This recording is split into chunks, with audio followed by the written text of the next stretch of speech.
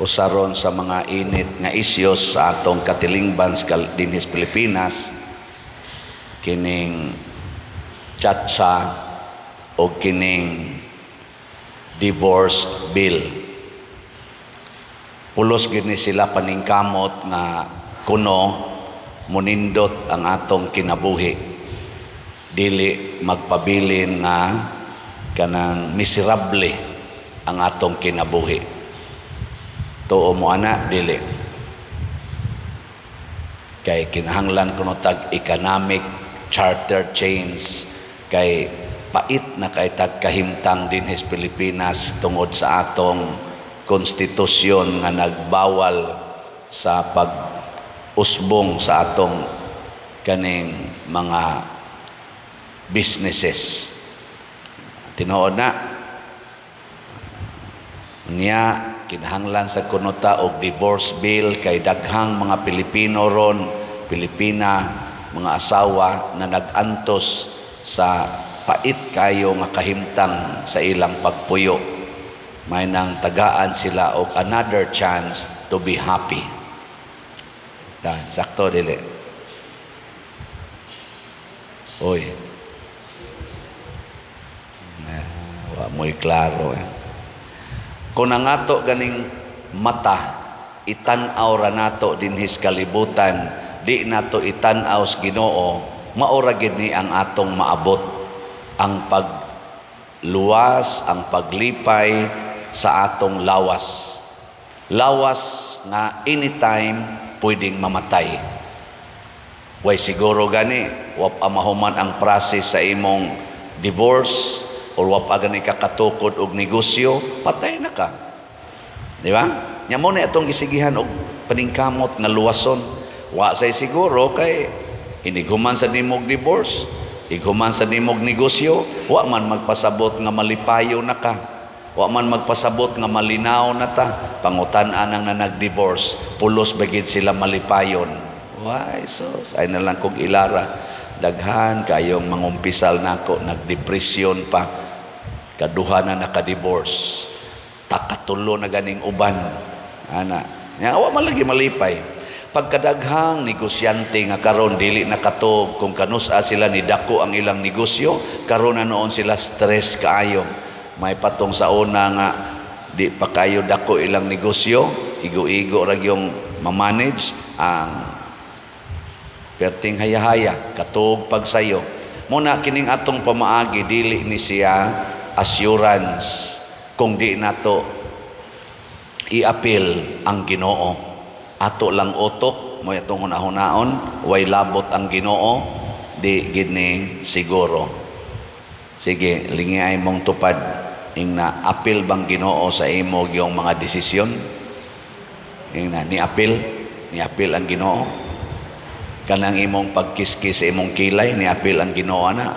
Kanang pag-color sa imong buhok, kanang pag-inom ni mog pills, kanang imong pagpangabit, kanang imong pagpanglaki, pagpamabay, kanang imong pag same-sex union, appeal bang Ginoo sa maong desisyon? Appeal wa. Kanang imong pagsigig pangurakot diha sa gobyerno or dinhi sa simbahan aron lang ka makakwarta, appeal bang Ginoo diha? Kanang imong pagnegosyo nga imong suod-suoron, bribean nimo ang mga opisyal sa gobyerno para makalusot ang imong illegal nga negosyo, appeal bang Ginoo diha? Ha? O wa gani ma-appeal, miserable ang atong kinabuhi. Dili lang ang atong kinabuhi, kitang nagbuhat ni ana, appeal na sad ang mga taong maigo sa atong kabuang kining mga desisyon na way labot ang Ginoo. Dayon tag-invoke anang word, separation of state and church. Tinuod ba gina nga separated ang state ug ang church? No. The church and the state should go hand in hand, should complement with each other. Daghang mahimo ang state nga mabuhat nga gikinahanglan usab sa church. Daghan sag mabuhat ang simbahan nga di mabuhat sa state, pero gikinahanglan para sa peace, order, and development sa state. Mura ni silag bana og asawa, ang state ug ang church. Dili makaingon ang bana, separated ko nimo, kay bana ko, laki ko, lahi kog pamaagi. Di sad kaingon ang asawa, babae ko, lahi kog bodily constitution, lahi sa kog emosyon, separated ta. No, they complement with each other. Di sad pwede mag-contest ang babae ug laki nga equal ta, kay doon na gyoy mga gikinahanglan ang matag usa. And this is the design of God aron ta magtinabangay. Nakaroon kung doon ay mga pag-antos, sama ni San Pablo sa unang pagbasa, nag-antos, gipriso, gipasakitan, gi-misunderstood sa mga taong iyang gihigugma. Kay ang kanimanggong mga apostoles sama ni Kristo o kaming mga pari, ang among asawa mao ang simbahan, ang katawhan. Doon ay panahon nga ang among asawa nga mao ang katawhan mo paantos namo. Pareha gud sa ninyo mga bana, kisa mang banaha dinhi nga wa gyud kasuway nga nag-antos sa inyong asawa ta sa kamot. Da kit-an yung tinuod. Unya kamo sa mga asawa, kinsa man sa ninyo dinhi nga moingon gyud pader wa gyud ko nag-antos akong bana. Ta sa kamot. Bisag kausa lang. No. Mao na. Pero ang kanang mao mga pag-antos matag adlaw, matag semana or kausas usa ka tuig nga makasinati tag pag-antos, igo ba nang rason nga moingon ta tungod kay daghan na kay kog pag-antos, this marriage, this union is dead already, is hopeless already, is a cadaver of relationship. Igo ba na nga moingon ta ana? Dili. Matud pang San Pablo diri, pagmaisog, pagmalig-on sa pagpadayon, kay ang matud pa niya rin, apan wala ko kini ikaulaw, bisagi priso na siya sungod sa pagsangyaw sa maing balita, kay nakaila ako sa akong gisaligan, og siguro ako nga siya ra ang makaamping sa iyang gipiyal kanako, the love of preaching the gospel hangtod niadtong adlaw nga lipayon tas Ginoo didto sa langit. Muna diri sa atong ebanghelyo gibutang dinhi nga dunay 5 ka o 7 ka managsuong lalaki nakapangasawa og usa ka babae, nangamatay ang 7 hastang babae, wa silay anak. Karon kinsa man siyang asawa. Gibutang ni Hesus nga gihimo ni Hesus nga okasyon pagtudlo nato nga kini di ay married life, kining married love nga atong gi-practice din his kalibutan, kutob ra ginis kamatayon. Kadtong kamagwangan nga lalaki pagkamatay wa na siya married life, human na niya karon na pangasawa ang babae sa manghod na lalaki, namatay sad, wa na sad sila marriage. Klaro kaayo nga kining kami niyoon, kutob ra gid ni dinhis kalibutan, inig kamatay, wa na siya. Sige, lingi imong tupad. Ing na dili na ta minyo dito sa langit, ing na di na ta dito minyo. Unsa naman ta dito? Matud pa ni Kristo, muratag mga anghel, mga managsuon, di na ta magkinahanglan anang gitawag og marital love. Ang atong love dito is love of friendship, love as siblings, managsuon. Igsuon ra ta dito. Ikaw niya pa diron sa may kapuslanan aning kaning atong minyo dinhi. Ang kapuslanan dinhi mao ang paghimo nato murag testing ground, agianan aron ta mahimong angayan nga makasud og langit. Mo nang do natay tulo ka gi-recognize nga state of life, agianan padong ta malangit. Unsa man, married life, ordained life, or consecrated life para sa mga madre, mga pare, or kanang gitawag na tog single blessedness. Wa ka nagminyo sa bisan unsang rason, wa sa ka mag-consecrated life. Pero nipuyo kag tarong nga kinabuhi hangtod ka mamatay. So three state of life nga pwede na to pilion. Nya musubay ganita anig sugod, ayaw pagtakli-takli. Ayaw pagtakli-takli og life. Aron panalitan day mo adto day kag norte. Nya magsige na sige, ay ari lang day ko sa south. Nya balik na sad ka, igabot nimo dito sa Maynaga, ay adto lang day ko sa Bugo, balik na sad ka nga sa north. Igabot nimo og sugod, moingon na sad ka, ay di lang day adto lang day ko sa south. Sige kag balik-balik. Musangko ka. Ha? Uy. Mo na focus, pili og kinabuhi, i-signal, butangi og moment to make final decision. Mo na inig kasal dinhi sa simbahan, final decision na until death for this kind of state of life. Ayaw na pagtan-aw og laing kinabuhi. Tutok diha kay naa diha ang Ginoo mukuyog nimo sa imong journey until the end. Hangtod maabot ka sa pultahan sa langit. Kanus aman maabot sa pultahan sa langit ang minyo kung mamatay. Abli day ng pultahan. Naminyo ka nga buutang bana, naminyo ka nga buutan nga asawa. Kinsa man ang buutan nga bana o buutan nga asawa, kanang nakaabot gyud nga namatay sila nga minyo lang gyapon sa the same person nga ilang giminyoan. Along the way magkadagma-dagma, magka litsi-litsi ang kinabuhi. Magtinabangay lang yun, magtinabangay sama sa mga hikers, mga trailers. Magtinabangay ra gyud na sila, mahog ang usa, bunloto nila, pasakyo na sad, daga na sad, nagkapangos-pangos ilang tambalan, daga na sad. Igabot na gyud nila sa ilang target nga lugar, moingon din sila, yes, we made it. Pero daghang pangos. Di ba? Part na siya sa thrill in marriage. Kami sang mga pari, mga madre, kanus aman sad mi makaingon nga pari ug madre gyud mi, faithful gyud mi hangtod ngadto sa katapusan. Nga makasud gyud mi langit kun mga matay mi nga pari lang gihapon.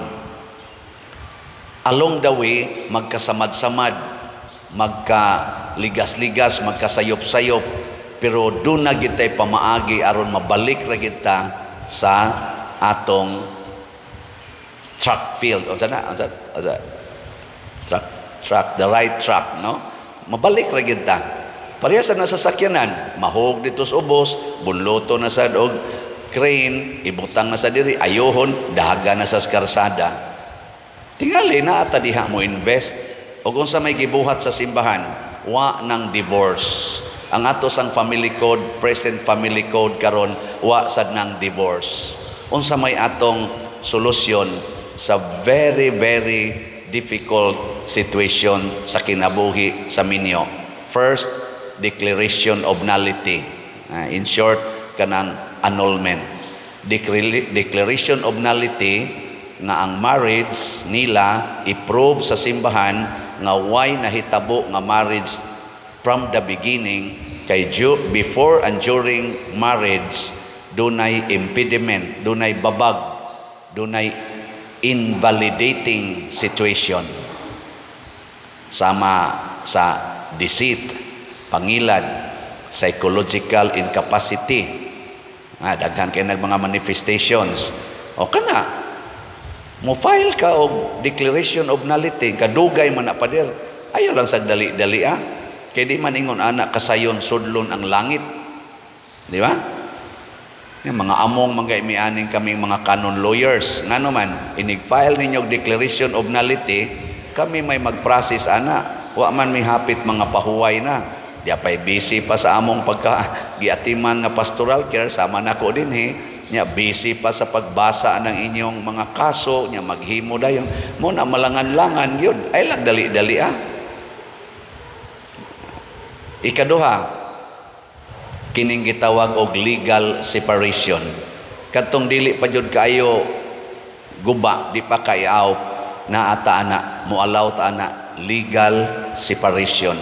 Di na mo magtipon og puyo, di na mo mupuyog the same roof, pero dili gubon ang inyong bond of marriage. Ngano man kay calling off lang usa, di lang usa sila buwagon niya, basin pa ma-reconcile puhon. Ana, legal separation, dili day na igo na kay na pero ang divorce lahi. Ang divorce, ang present situation mo itan-aon, di na to i-regard ang past, valid ba ni or voidable ba ni nga marriage, di na mo importante unsay present situation. So kung ikaw misuka ka dinhis atong balay, nya katulo na nimo gibuhat nga hubog ka, nya musuka ka, ako'y makalimpyos imong suka, isip imong bana or isip imong asawa, this is too much for me. Torture na ni nako, divorce na ta. O mo na siya basihan. Ana ba? Mura ba nag-eskwela ka? Singkahan kas maestra, transfer ko sa laing eskwelahan, divorce na ta. Inana, kasayon. Muna masayon ang divorce. Sayon-sayon no nato pagsud ang langit. Nya unsay gibasihan ang present situation. Pero kining na nag-file og divorce bill, kaning ato mga lawmakers, most of them, if not all of them, also desiring to have a permanent life in marriage. Gani ang uban ani nila, dugay-dugay na gyud sa ilang married life. Di sila gustong mabungkag kay magunsa na lang ang among mga anak. No. Pero nya, mupirma dayon sila sa divorce bill. Parehar sa ng abortion bill. O, na naman na ron. Kita na malang sa iwa din duha na malang kanasod kunong waan ang divorce bill. Kita og ang Vatican City. O sa abortion. Gamay na lang kay mga nasod nga way abortion. Pero kasagaran anang nag-abortion, ni pirma anang abortion bill ng mga lawmakers nato, mga legislators, di na sila gustong i-abort.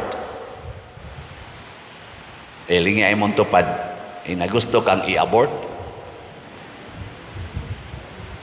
Sige. Gusto kang i-abort? Dili oy. Magpasalamat kitang natao ta, pero mo pirma ta og bill pag-abort sa umaabot nga kinabuhi nga diha sa taniagi. Ang atong giagian nga nakaagi na ta ato nang babagan tungod sa atong kahakog kadao. Welcome new life. Welcome sufferings in married life. Matod pa sa atong tubag sa Salmo, kanimo o Ginoo akong gitan-aw ang akong mga mata. Tutok sa Ginoo. Naa siya'y solusyon beyond our expectation and our capacity to discover. Pangutan alang ang Ginoo. Daghan kay tagdagko nga mga problema nga masulbad lang pinaagis pagsunod sa Ginoo in a humble way. Munang niingon si San Pablo, ayaw gyud kaulaw sa pagsunod nako. Liguna ang imong pagtuo, giingnan niya si Timoteo. Liguna gyud. Ayaw kaulaw kay ako sad nagantos kog maayo ani, uwaw man unta pero di ko mauwaw kay kahibaw ko ang sangkuan ani langit. Mas nindot man kuning magantos ta mga igsoon nga nakahibaw tag asa ni padong ang atong pagantos. Kung mutan-aw ta Ginoo, mutan-aw ta Ginoo, mutan-aw ta ni Kristo, ang ato yung makita ang langit. Bahala naglisod basta malangit. Ana man na. Kana bitang magtan-aw ka mo adto kag Amerika, pasayuhon kag adtos embassy, paproduson kag mga documents para makasecure, makapasar ka sa imong visa. Hala gyud kaadlawon pa tuana ka didto. Unsa may imong gitan-aw, maka-visa lang unta ko. Ana. Di ka mahadlok magantos, di ka mahadlok nga mawagtangan ka ng pahuway, bahala na ganig, mabaligya pa ng tanan imong yuta, mabiyaan na nimong imong anak, mabiyaan na nimong imong bana o imong asawa, kay nagtanaw ka nga tuay working visa na maghatag nako og kalipay puhon kung makasuod lang ko aning maong lugar. Mausad na ang langit. Nya kini nga makasakit nato sa kinabuhi, sa minyo, sa pari, sa madre, sa single blessedness, part ni siya to make us qualified. Ayaw pagpaisi-isi, moadto ra di kag embassy, magpanighawak-hinighawak ra ka didto, inigtawag sa imo nga, wa ka diha, inigabot nimo, moingon ni ka, gitawag na ako ngan, ni ako, di man di ka, ning snacks pa ko, di, oy, why snack kay? Hala, hapit na ko tawaga, why snack, bahala, gakutoy ng tiyan, kay inigtawag, kinahanglang na ako, kay kunwa ka ni, forfeit na. Antos gyud. Antos sa magpalit og slot. Kaniding atong pag-anto sige baligya aning slot unsa may gitan-aw nako mahurot ra ginigbayad ang tanang bayronon, malipay ra gining atong mga contractors kay mga gilipay na rabatas atong contractors ni barog ng kumbinto functional na unya karon elevator na lay atong gihimo. Ang atong mga contractors dagko pakitag bayronon nila pero nagpahimos na tas ilang gibuhat. Di lagi dita kahatag bisa ginagmay nga magtampo-tampo tang tanan nga wa magbuhat ani, wa ta magtrabaho diha. Kadakong kalipay sa ato mga contractors ana. Gilipay na ta nila. Mausa na ang Ginoo. Gilipay na tas Ginoo, ang ato na lang to respond. Muna ako di gyud ko mauwaw nga magsigig baligyag slot. Antuson ko gyud ni.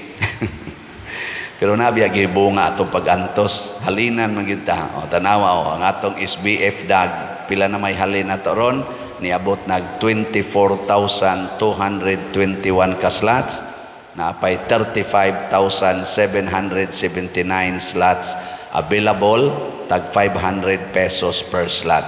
Naasad ni 16 slot challenge, 8,000 per challenge. Nakadawat na sa tag 50 ka 16 slot challenge. So, pakpaka na to. Congratulations. Antoson tani. Ang ato sa mga contractors, thanks be to God, nag-anto sila. Ilang gid trabaho, padayon, hangtod yun mahimo na yung presentable and functional ang atong mga structures. Pero ang ila daong bayad, atong gihatag, agad-agad ragis atong matigom. Pero kung kitang tanan, mubuhat na ani, muantos ta, hatag lagog tag one slot. Wa na, humanda yun eh. Ang ato sang Mother Mary's Healing and Deliverance para ni sa ato sang mga contractors kay gihuman naman sa nila dito ang project pero napatay bayronon dito sa Capilinia di Fatima sa San Remigio. Ang atong halin as of yesterday niabot na sa 1,711 na apay 4,289 ka slots na available, tag 1,000 pesos per slot.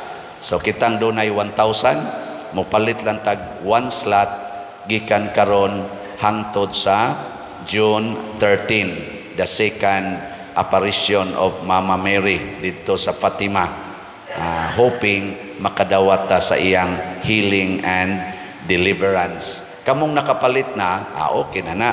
Pero kamong wapa kapalit, daghan pa man gyud mong wapa kapalit nga nakabati aning atong wali, gikan karon hangtod June 13. Pero kamong nakapalit na sad og mopalit pa gyud mog usab, kita mopalit tag usab, di wa may overdose ana.